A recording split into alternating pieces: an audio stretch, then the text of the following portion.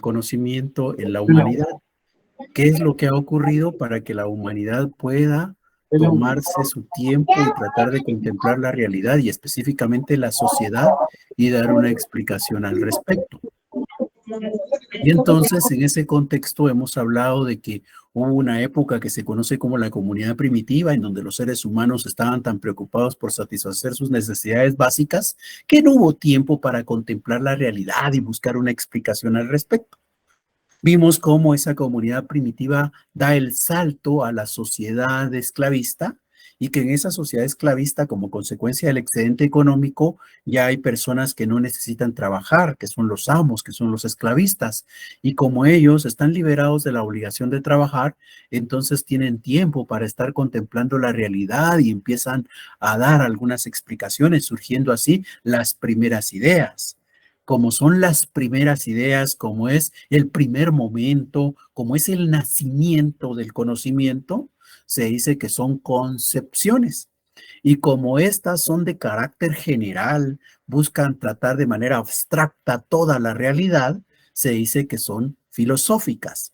Así surge el primer momento de intentar conocer la realidad, el primer momento en el que se aborda el estudio de la realidad, y ese se conoce como el de las concepciones filosóficas en la época de la esclavitud. Y luego, en la última clase, hablamos de la tercera etapa del desarrollo, que es el feudalismo, y veíamos que en el feudalismo la iglesia iba a tener un peso importante a tal punto que se constituye en un freno en el desarrollo del conocimiento, porque en el contexto de la iglesia católica, prácticamente el tratar de descubrir, el tratar de conocer, da lugar a que las personas sean consideradas herejes y consecuentemente sean condenadas a la hoguera. Bajo esas circunstancias, entonces, lo más apropiado o lo más prudente para las personas fue, pues no investiguemos, no busquemos nuevo conocimiento. Por eso se dice que es la época del obscurantismo. Ahí todas las ideas que habían nacido con los filósofos de los que hemos hablado, pues prácticamente quedan guardadas, ya nadie las desarrolla, ya no hay generación de un nuevo conocimiento, es una época de obscuridad para el desarrollo del conocimiento. Y eso es lo último que veíamos. Hoy vamos a ver cómo es que se queda atrás esa sociedad feudalista y surge la sociedad capitalista que es en la que nosotros vivimos. Floridalma. Buenas noches, licenciado. Perdone, fíjese que hay compañeros que no han podido entrar y están ingresando por Classroom, pero no les da acceso. Pues sí, hay. Lo que veo yo es que están entrando, pero de poquito en poquito, casi que como que estuviera programado para que no entraran de un solo todos, ¿verdad? Sí, pero es que antes uno ingresaba directamente y esperando al organizador, pero sí. hoy no nos dejó entrar, sino que sí, usted no tiene algo raro pasó. Lo voy a revisar más despacio después de la clase, pero sí, poco a poquito van entrando, porque ahorita ya vamos por 119, y yo creería que es el número que normalmente está. Imagino que ya entraron todos, y si falta algunos serán pocos. Buenas tardes, licenciado. Buenas tardes. Bien, entonces vamos a comenzar, ya vamos por 125, vamos a comenzar con la clase propiamente, que es la cuarta etapa del desarrollo. Entonces,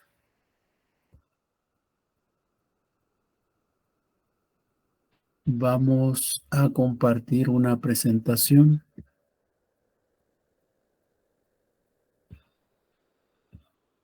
Para hablar de la sociedad capitalista.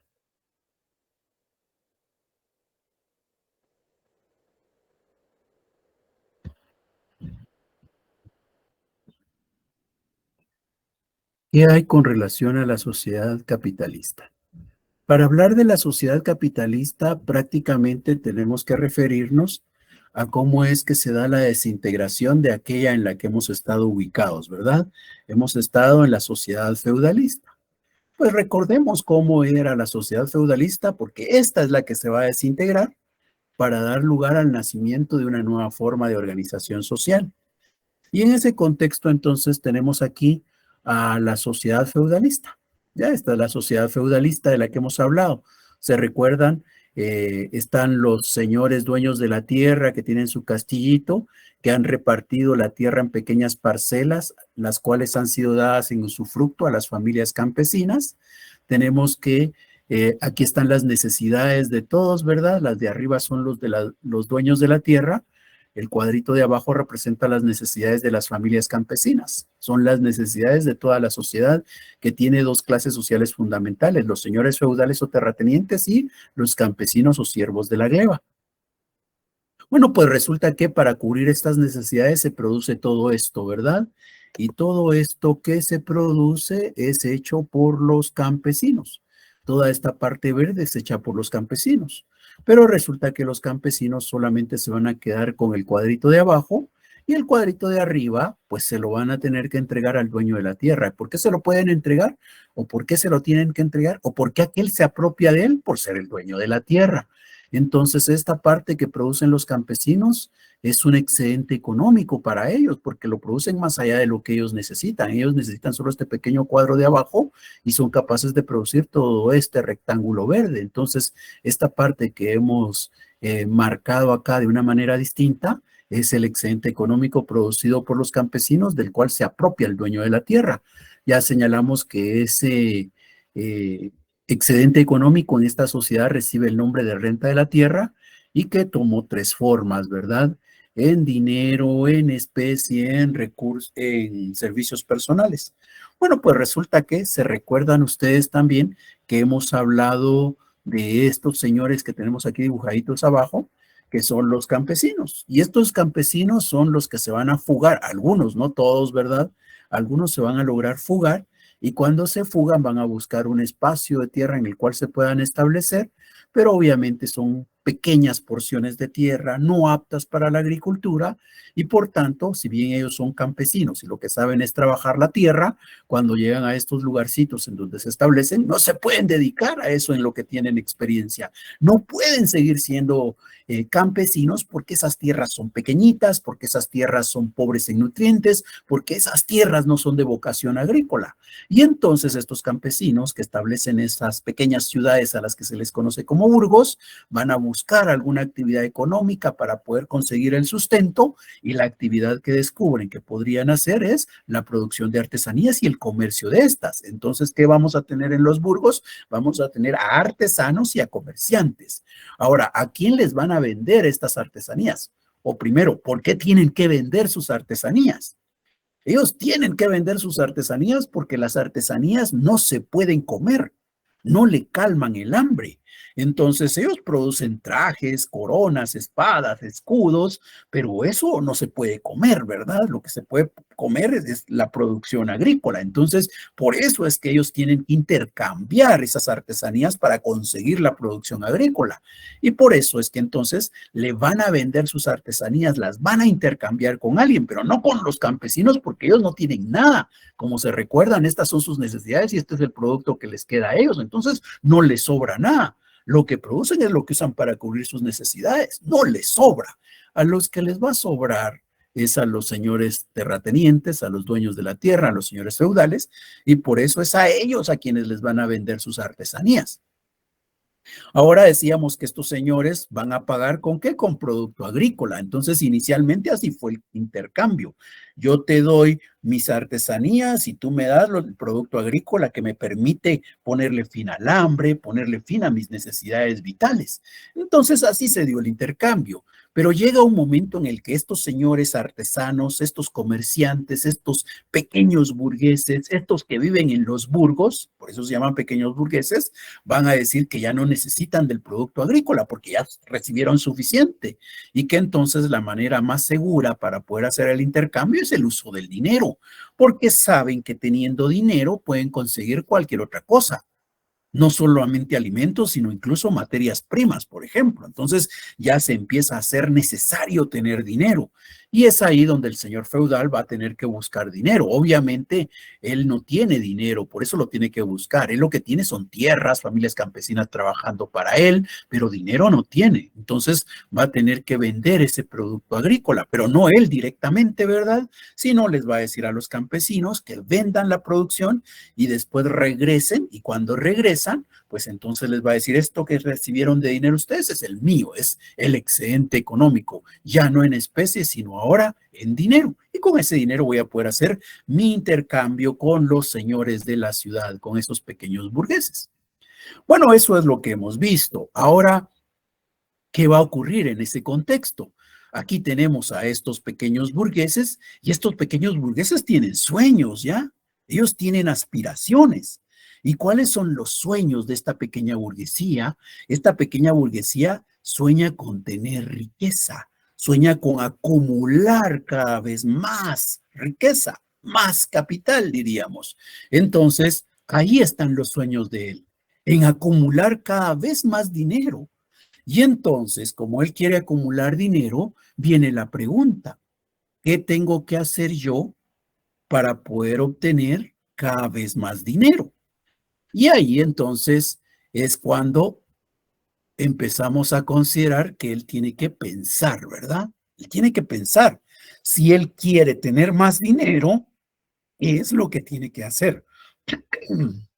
¿Qué es lo que él tiene que hacer? Si él quiere más riqueza, ¿cómo lo puede lograr? Bueno, pues todo esto que nos muestra, que él va a empezar a razonar, que él va a pensar, que él va a buscar, si él por sí mismo no puede crear la idea sobre cómo acumular riqueza, sobre cómo conseguir más, pues va a buscar gente que le pueda apoyar, gente que tenga la capacidad de pensar. ¿Eso qué quiere decir? Que nos damos cuenta cómo se va dando un cambio. Porque decíamos, el feudalismo, este señor dueño de la tierra y estos campesinos dicen, como estamos bajo la religión nos frena, la religión nos dice no piensen, la religión nos dice pues esperen la voluntad de Dios, no estén descubriendo, no estén inventando, aquí lo que hay que esperar es lo que Dios quiere que pase. Pero este señor ya no está diciendo eso. Este señor dice, yo quiero más riqueza, yo quiero más riqueza. ¿Y cómo puedo conseguir más riqueza? Ah, piensa, piensa, piensa. Distinto a lo que decían en el feudalismo. No pienses, no pienses, no pienses. Pensar es pecado. Pensar te puede generar ideas que te van a conducir a hacer cosas que van en contra de Dios. Vas a pecar, vas a volverte hereje. No pienses, decía el feudalismo. Pero este pequeño burgués no está diciendo eso. Este señor pequeño burgués está diciendo, pensemos, pensemos, ¿cómo conseguir más riqueza? ¿Eso qué nos muestra? Nos muestra que aquella oscuridad que había, poco a poco se va a tener que ir perdiendo. Poco a poco va a tener que ir dándose la luz. Empiezan a darse oportunidades para avanzar en el estudio de la realidad. ¿Por qué? Porque aquel tiene necesidad de acumular más riqueza. Esa ambición, digamos, de querer tener más, lo hace tener que pensar, lo hace provocar generación de ideas, de conocimientos, de estudio de la realidad. Eso quiere decir que esta sociedad capitalista que está naciendo ahí, a la par de los señores feudales, a la par de la sociedad feudalista, esta pequeña burguesía está buscando que no haya oscuridad, sino que haya claridad. Y entonces es la época del iluminismo, se dice. ¿Por qué? Porque se deja el obscurantismo y se entra al iluminismo. Se deja aquella parte negra y se entra a una en donde va a tenerse luz, en donde la luz es el conocimiento. La falta de conocimiento es lo negro, es lo oscuro. Aquí no, aquí es luz lo que se necesita, conocimiento es lo que se necesita. Y entonces se va a empezar a provocar la generación de conocimiento. Y veamos estas circunstancias. Estos señores dicen, yo quiero acumular más riqueza. Ah, bueno, pues poco a poco dentro de las ideas que van a surgir están, si tú quieres tener más dinero, pues lo que tienes que hacer es producir más. Y si quieres producir más, pues fíjate bien en cómo estás haciendo las cosas. Fíjate bien en los instrumentos que estás utilizando. De repente, si puedes hacer que tus máquinas operen de otra manera, sean más eficaces, sean más productivas, puede ser que produzcas más, vendas más y entonces vas a recibir más dinero. Y entonces dicen estos señores, definitivamente esto es lo que hay que hacer, ¿verdad? Busquemos la manera de que nuestras máquinas mejoren. Pero cuando ellos están diciendo mejoremos nuestras máquinas, quiere decir que hay que provocar que hayan científicos dedicados a estudiar cómo hacer que estas máquinas se vuelvan mejores que las que hoy estamos utilizando. Y aquí tenemos algunos ejemplos, ¿verdad? De cómo es que la máquina que se utilizaba para tejer, la máquina que se utilizaba para la producción de las prendas de vestir, fue evolucionando. Miren cómo era la de 1755 y vean cómo llegó a ser la de 1910. De repente alguien podría decir por ahí, pero yo le veo pocos cambios, ¿verdad? La verdad es que no son pocos los cambios, son bastantes, ¿ya? ¿Y qué quiere decir? Que alguien tuvo que pensar en cómo hacer que esta máquina cambiara y permitiera lograr productos de mejor calidad y al menor tiempo posible. Igual lo tenemos acá. Vean cómo evolucionó esa máquina de coser. ¿Y eso qué evidencia? Conocimiento, ¿ya? Los instrumentos que se están utilizando nos están mostrando cómo se está generando conocimiento. Esta sociedad capitalista, desde un principio, provocó la generación de conocimiento. ¿Pero por qué andaba buscando generar conocimiento? No es porque dijeron, ay no, eso de estar viviendo en la oscuridad, qué feo, no hombre, tan aburrido, hagamos algo distinto. No, aquí había algo que los estaba orientando y era generar más riqueza, conseguir más dinero. Y descubrieron que para conseguir más dinero había que producir más y que para producir más era necesario tener cada vez mejores instrumentos en el trabajo. Y eso se sigue dando desde allá, de cuando surgió esta sociedad, en esos momentos en que se están dando esos primeros talleres artesanales, hasta nuestros días, ¿ya? Esto siguió evolucionando, esto no paró, esto sigue cada día evolucionando más, cada vez hay más conocimiento. Esa es una característica de esta sociedad. Bueno, pues vemos entonces cómo al interior de aquella sociedad feudalista que provocó el obscurantismo como consecuencia del alto peso que tuvo la Iglesia Católica, va a ver en su interior nacer una nueva forma de organización social. A esa nueva forma de organización social que están haciendo allí adentro del feudalismo es a la que se le conoce como capitalismo. Y están haciendo adentro, ¿por qué? Porque vimos cómo los campesinos, que son un grupo o una clase social de esa sociedad feudalista, son los que poco a poco se van a desplazar, van a conformar los burgos, y esos burgos son los que de alguna manera manifiestan, materializan el surgimiento de esta sociedad a la que hoy llamamos capitalismo. Entonces está surgiendo una nueva forma de organización. Pero aquí podemos ver estas gráficas. Estas gráficas, ¿cómo nos muestran? Estas curvas, ¿qué es lo que reflejan? Primero, nos reflejan cómo la sociedad feudalista nació, alcanzó su máximo esplendor y poco a poco entró en decadencia. Poco a poco entró en decadencia y empezó a surgir dentro de ella una nueva sociedad que va en expansión. Y hay quienes dicen que en este momento puede ser que esté entrando en decadencia, ¿verdad? Pero también hay quienes dicen que no, que esto todavía falta mucho tiempo como para pensar en que va a desaparecer.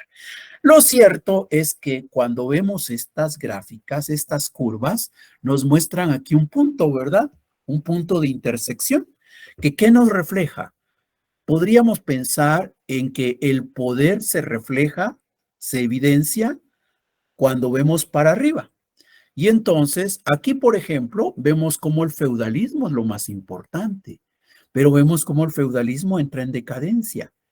El feudalismo está entrando en decadencia, cada vez tiene menos peso, pero el capitalismo, al contrario, cada vez tiene más y más peso. Llega un momento en el cual son iguales, ¿verdad? Y cuando son iguales, bueno, pues ahí lo que vamos a tener es una situación en donde hay dos iguales, pero no se puede quedar ahí, ¿ya? Ese momento en donde las dos fuerzas son iguales no puede quedar para siempre. Lo que va a ocurrir ahí es que, como no pueden aceptar que son iguales, van a hacer una lucha entre ellos. Y esa lucha va a determinar qué es lo que va a ocurrir. Si sigue prevaleciendo el feudalismo o en su lugar el capitalismo se libera de esa presión y se expande tranquilamente. Allí, en ese cruce de líneas, lo que vamos a tener es un momento en donde se va a dar una transición, una lucha realmente. Bueno, pues antes de que ocurra esa gran lucha entre los feudalistas y los capitalistas para establecer quién es el que va a tener el control de la sociedad, antes que ocurra esa lucha, pues se está dando aquí una formación de conocimiento, ¿ya? Los capitalistas desde el principio empezaron a formar conocimiento, incluso antes de ser ellos la clase dominante en el mundo. Ellos eran una clase que existía ahí dentro de la sociedad feudalista. Esos artesanos, esos comerciantes de los que hemos hablado, que son la clase dominante en el capitalismo, en aquel entonces no eran los dominantes. En aquel entonces el poder lo tenía el señor feudal, pero en esa etapa ellos están generando conocimiento, como lo hemos dicho. Esa etapa en donde se está generando conocimiento da lugar a hablar de estos dos conceptos, el renacimiento por un lado y la ilustración por el otro. ¿Qué diferencia hay entre el renacimiento y la ilustración? Fundamentalmente la diferencia está en cuanto a qué tipo de ideas son las que se están generando. Aquí se habla de renacimiento porque se renace. Se recuerdan que cuando hablamos de las concepciones decíamos, las concepciones es cuando surge, cuando brota, cuando nace el conocimiento, dijimos con las concepciones filosóficas allá en la esclavitud. Bueno, pues esas concepciones que nacieron en la esclavitud se quedaron guardaditas, nadie las revisó, nadie las discutió, nadie las desarrolló, pero ahora que están haciendo esta nueva sociedad, capitalismo, pues otra vez se empieza a retomar aquello.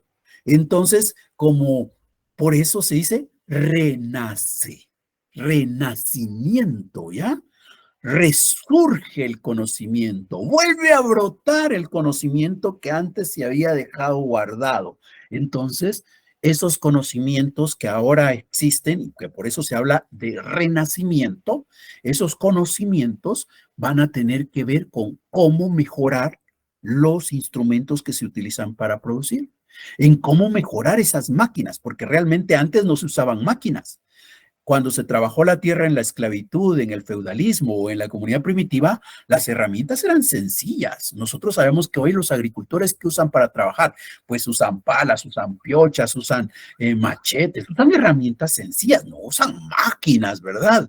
Pero los capitalistas no. Ellos empezaron a ver cómo creaban sus primeras máquinas y cómo esas máquinas se iban perfeccionando. Toda esa generación de ideas para crear esas máquinas y luego para irlas perfeccionando, todas esas ideas son parte del Renacimiento. El Renacimiento va orientado a lograr que haya más producción por parte de los talleres, de esos artesanos, de esos pequeños burgueses. El Renacimiento tiene que ver con lo que está pasando en la producción. Son nuevas ideas para producir más. Ahora la ilustración.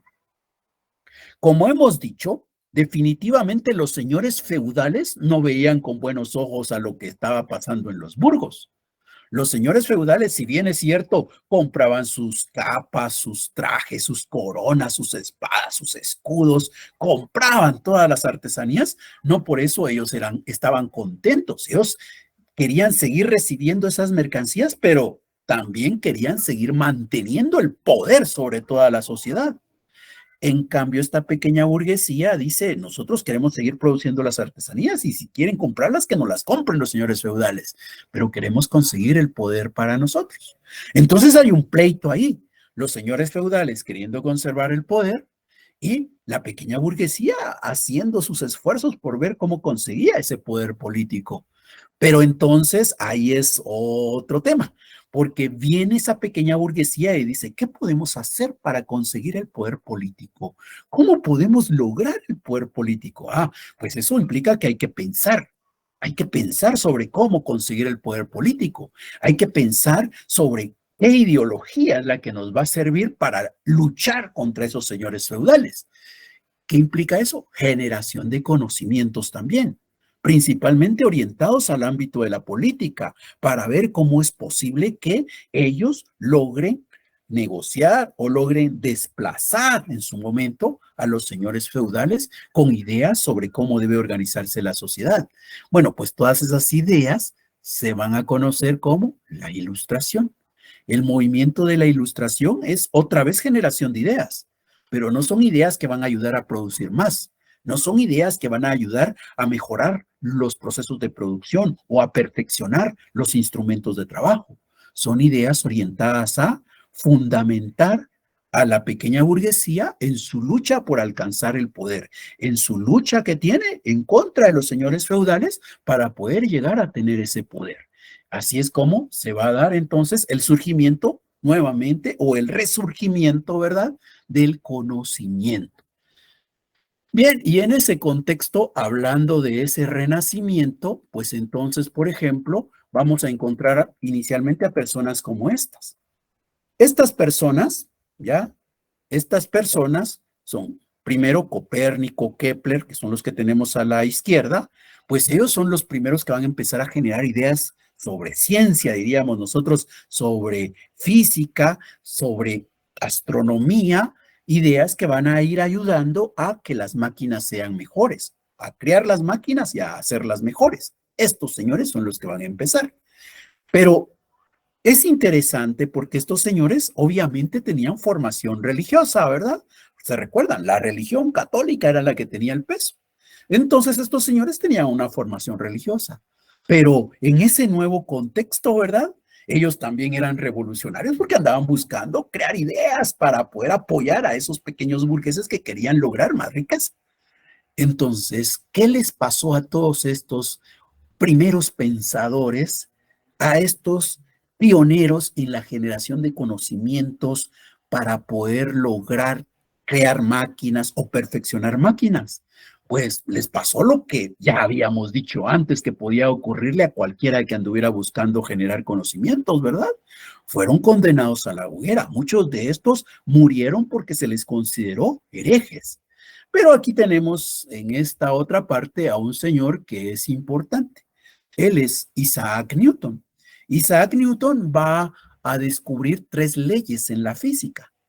Obviamente las leyes de la física al final de cuentas se van a ir utilizando en los procesos de producción, en los procesos de perfeccionamiento de máquinas, ¿verdad? Pero este señor es el generador de esa ciencia. Él va a procurar que haya una ciencia, pero aquí es algo interesante.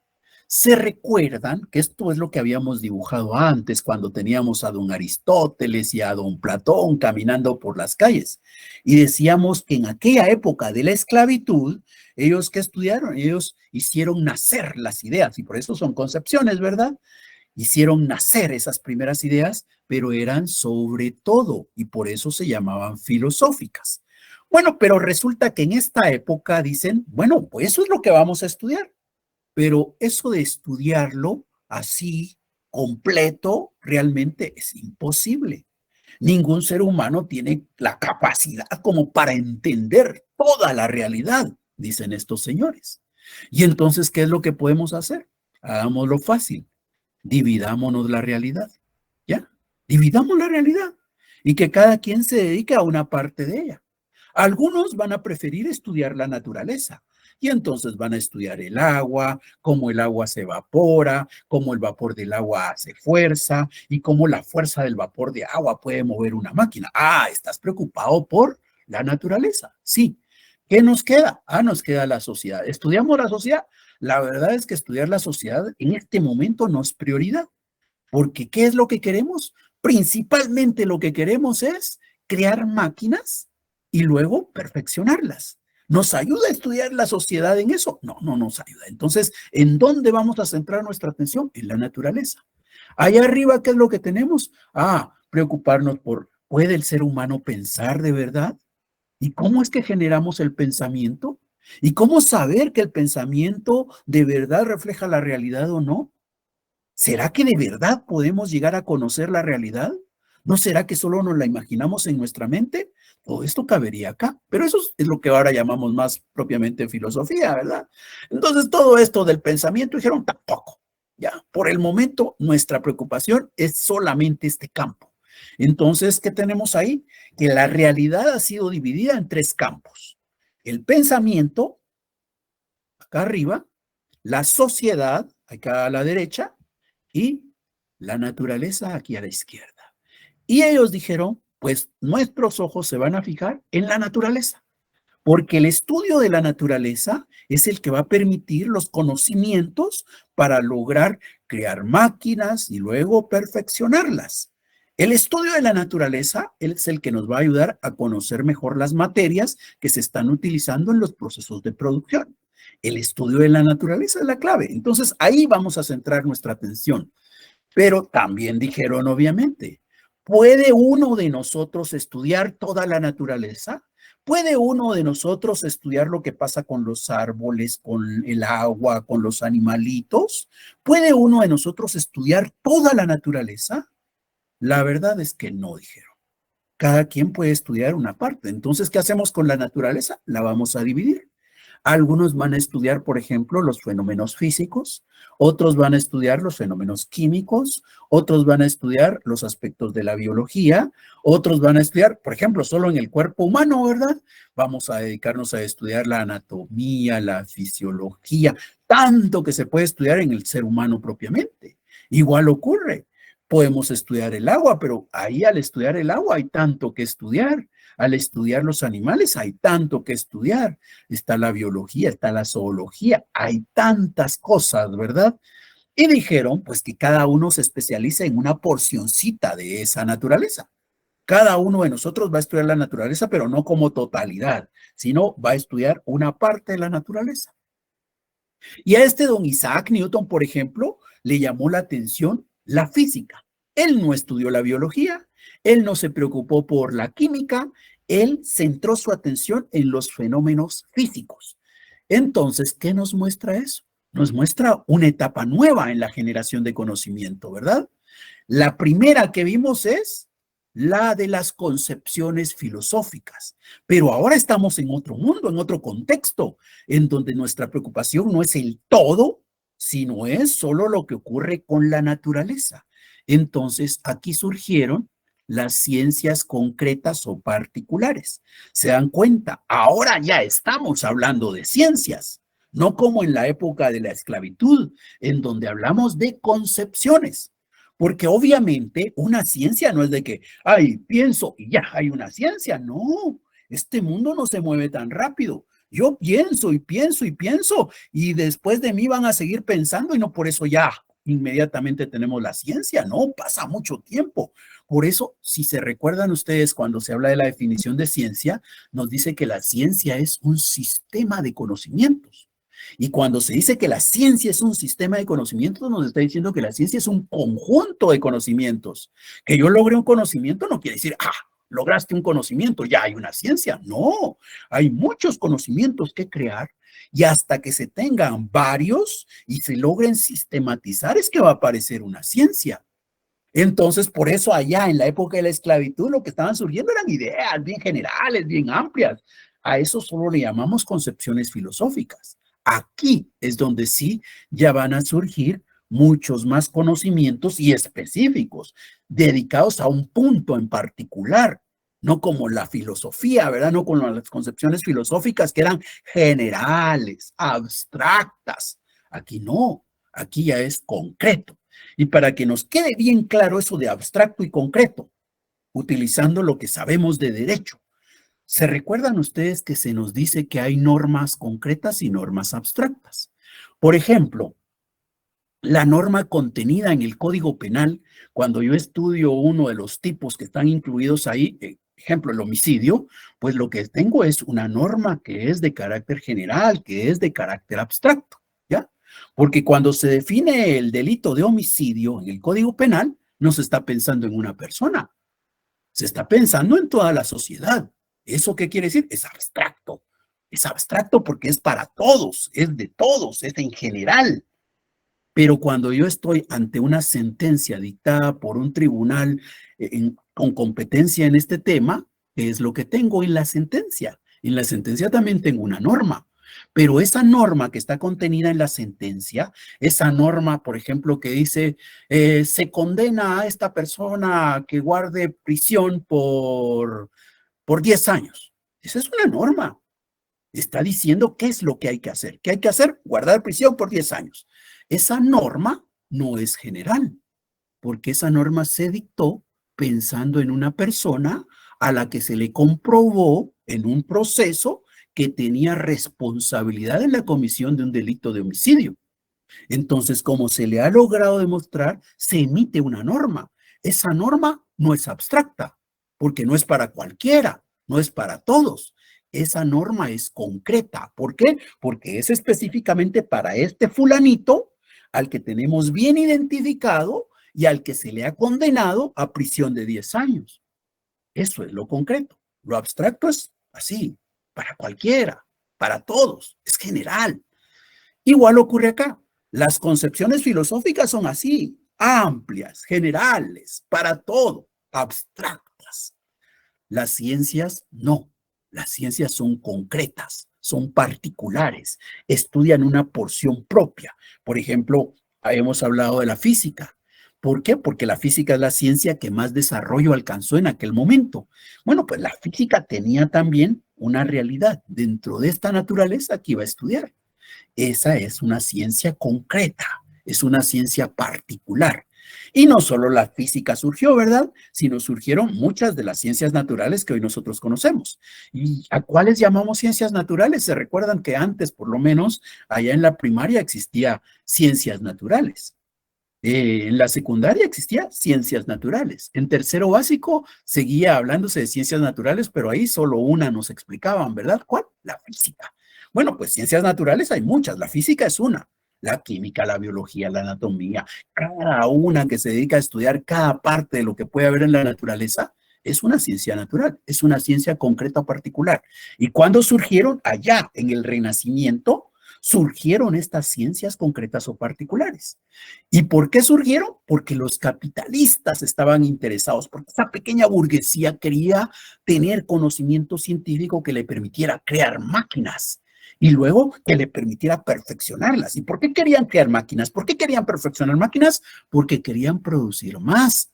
¿Y por qué querían producir más? Por el sueño aquel, por la aspiración que tenían. ¿Cuál? Lograr más riqueza, acumular más riqueza. Así es como en la sociedad capitalista, entonces, cuando esta está surgiendo, allá, en esa sociedad capitalista que está brotando al interior de la sociedad feudalista, van a surgir las ciencias concretas o particulares. Es el segundo momento. ¿Alguna duda, alguna inquietud, algún comentario?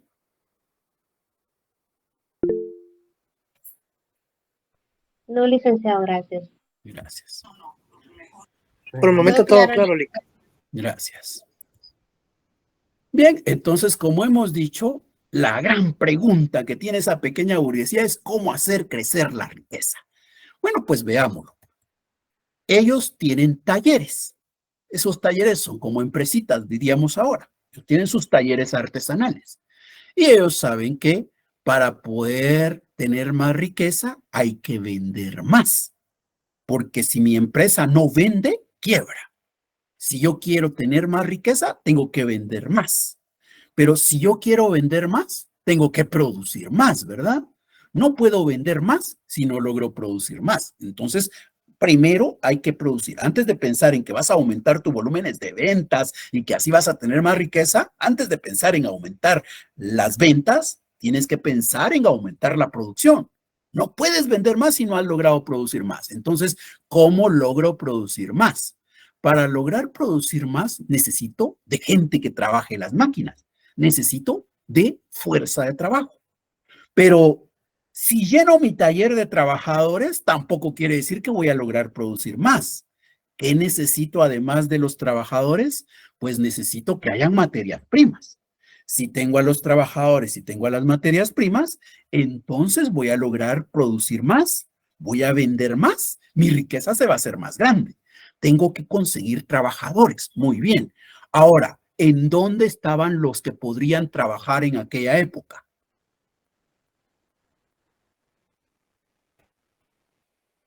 ¿En dónde creen ustedes? En el campo, ¿verdad? Se recuerdan, estaban en el campo, en aquellas parcelitas que tenían en usufructo. Ahora, ¿podían esos campesinos dejar su parcelita y venirse a trabajar a estos burgos, a estas pequeñas ciudades? ¿Podían esos campesinos venir a trabajar a los talleres artesanales de la pequeña burguesía? No, porque pertenecían a los dueños de las tierras. Sí, no podían salirse. Se recuerdan que el dueño de la tierra tenía un ejército y podía reducirlos al orden. No podían abandonar la parcela. Entonces, ahí tenía una preocupación la pequeña burguesía, porque ya necesitaba de más gente que trabajara para ellos, pero esa gente estaba allá en el campo y no la dejaban venir. Ese era un problema. El sueño de la pequeña burguesía era que los campesinos queden libres y se vengan a la ciudad y entonces entran a trabajar a mi taller. Ese era el sueño que estaba teniendo esa pequeña burguesía. Ahora las materias primas. La empresa más importante que había en aquella época, la actividad económica que sobresalía era la producción de textiles. Por eso es que las primeras máquinas que se crearon en el mundo tenían que ver con la producción de textiles, ¿ya? Con los telares, diríamos nosotros. Bueno, entonces, ¿qué se necesita para hacer telas? Para hacer telas lo que se necesita es lana. ¿Y la lana de qué animalito viene? De la oveja, ¿verdad? Ahora, las ovejas, ¿en dónde pueden pastarse? ¿En dónde puede pastorearse ovejas? En el campo, ¿verdad? Ahora, ¿tienen ellos tierra como para poder dedicarla a pastoreo de ovejas? No, porque se recuerdan, esta pequeña burguesía está viviendo en un pequeño pedacito de tierra, en donde prácticamente no hay posibilidades más que para estar con su taller. Entonces, ellos no pueden tener allí en la ciudad, en ese pequeño burgo, a la orilla, a ovejas comiendo pasto y luego cortándoles ellos la lana. No pueden. Ellos necesitan que haya más tierras dedicadas al pastoreo de ovejas. Pero, ¿quiénes son los dueños de la tierra? Los señores feudales. ¿Y los señores feudales quieren que sus tierras sean ocupadas por ovejas? No. Ellos lo que quieren es seguir teniendo a los campesinos atados ahí. Entonces, los pequeños burgueses están en un problema, porque ya saben crear máquinas, ya tienen quien les va a ayudar a perfeccionar sus máquinas, pero no tienen trabajadores ni tienen materia prima. Así las cosas no van a caminar, ¿verdad? Y entonces es cuando van a tener que venir y decir, si nosotros queremos campesinos que se vuelvan a trabajar a nuestros talleres artesanales, pues una lucha tenemos que hacer para liberar a esos campesinos. Si nosotros queremos que hayan campos dedicados al pastoreo de ovejas, pues tenemos que conseguir tierra. Entonces, ¿qué va a pasar ahí? Va a haber una lucha. Va a haber una lucha entre los señores feudales y los pequeños burgueses. Los señores feudales, ¿qué propósitos tienen? Seguir teniendo atados a los campesinos y dedicar las tierras a la agricultura. Eso es lo que quieren seguir conservando. Por eso hay quienes les dicen conservadores, ¿verdad? Que andan buscando mantener a los campesinos atados a la tierra y esas tierras dedicadas a la agricultura. Ahora, ¿qué quiere la pequeña burguesía? Que los campesinos queden libres, se vengan a la ciudad y esas tierras, al ya no dedicarse a la agricultura, se dediquen al pastoreo de ovejas. Obviamente eso no se puede conciliar, ¿verdad? No se puede lograr que los propósitos de ambas clases se alcancen. No se puede. Uno de los dos tiene que ser el sacrificado, porque no es posible que aquel siga teniendo los campesinos atados y las tierras dedicadas a la agricultura y que este otro señor, en cambio, consiga que los campesinos vengan a la ciudad y que las tierras queden libres para el pastoreo de ovejas. No se pueden lograr las dos cosas a la vez. Ahí hay contradicción en los propósitos, en los objetivos que tiene cada quien. Y como no se pueden conciliar, lo que va a quedar es que se dé una lucha revolucionaria, cada quien buscando conservar o producir el cambio. Los señores feudales, conservar. ¿Qué quieren conservar? A los campesinos y a las tierras en la agricultura. Eso es lo que quieren los señores feudales. Y en esa lucha que andan buscando los pequeños burgueses, que los campesinos queden libres y que las tierras puedan ser utilizadas para el pastoreo de ovejas. Esa lucha que hay ahí es lo que va a dar lugar a un movimiento revolucionario. Aquí vale la pena aclarar que cuando los burgueses están pensando que los campesinos queden libres, no vamos a decir, ay, qué buenos son los de la pequeña burguesía, andan buscando liberar a los campesinos que se quedaron allá y que no se pudieron escapar. Gran ideal el de la pequeña burguesía. No, estaríamos equivocados. Esta pequeña burguesía anda buscando liberar a los campesinos, no porque anden buscando que haya libertad para todos los seres humanos.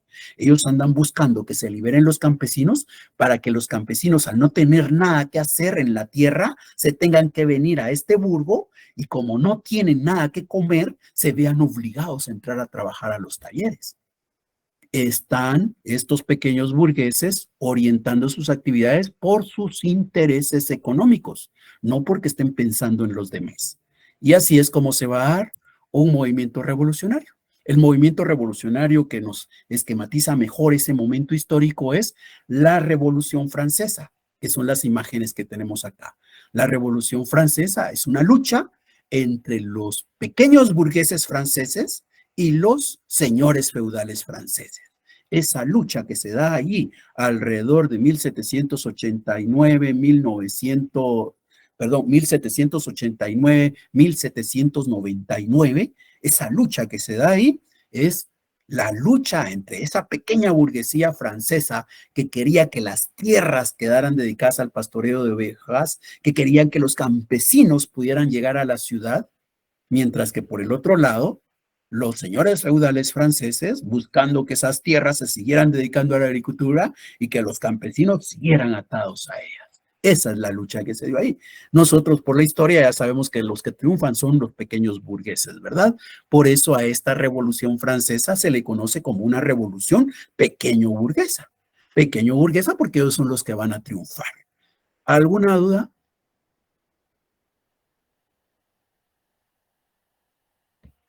No, Lick, No, muchas licenciado, gracias. gracias. Bueno, entonces nos quedamos acá. Agradezco la atención y estaríamos nuevamente en clases el próximo miércoles, siempre a las 18 horas. Muchas gracias, se cuidan Gracias, y feliz fin de licenciado. semana. Feliz tarde. Feliz noche, licenciado. Buenas noches, licenciado. Muchas gracias. Buenas noches, licenciado.